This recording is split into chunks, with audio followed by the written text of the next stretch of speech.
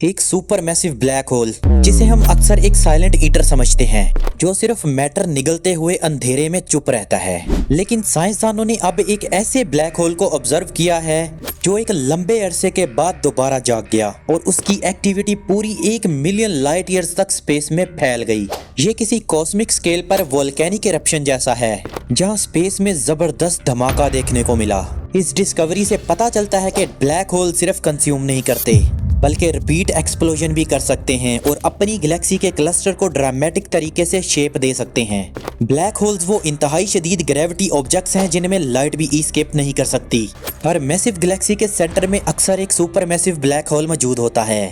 ये अक्सर बिल्कुल खामोश दिखते हैं जब नियर बाय गैस और डस्ट की मिकदार कम होती है, मगर जहां अबांडेंट मटेरियल मिलता है तो वहां ये फौरन ब्राइट और एनर्जेटिक हो जाते हैं। जब ये एक्टिव होते हैं तो उनके पोल से ताकतवर जेट्स निकलने लगते हैं।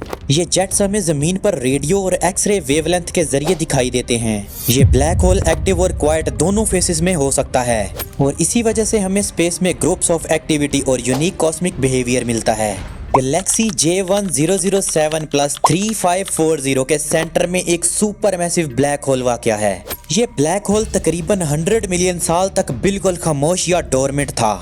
फिर अचानक कुछ ऐसा हुआ कि इसकी एक्टिविटी वापस आ गई और ये जाग उठा। ब्लैक होल ने नई जेट इमिट किए जो इंतहाई तेज स्पीड से इजेक्ट हुए। ये जेट्स आपस में मिलकर स्पेस में ह्यूज प्लाज्मा लोब्स बनाते हैं और ये lobes almost 1 million light years के एरिया तक फैल चुके हैं। इसको साइंसदानों ने एक कॉस्मिक वोल्केनो इरप्शन का नाम दिया। ये कॉस्मिक फिनोमिना बहुत रेयर है और इसे देखना एक ड्रामेटिक वाकया है।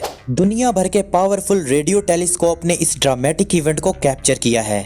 लोफर रेडियो अर्रे ने नेदरलैंड से इसके रेडियो वेव्स को डिटेक्ट किया। इसके साथ इंडिया का UGMRT टेलीस्कोप भी डिटेल्ड डाटा प्रोवाइड करने में कामयाब रहा। ये इमेजेस हमें बिग जेट्स और सराउंडिंग प्लाज्मा का स्ट्रक्चर साफ दिखाती हैं।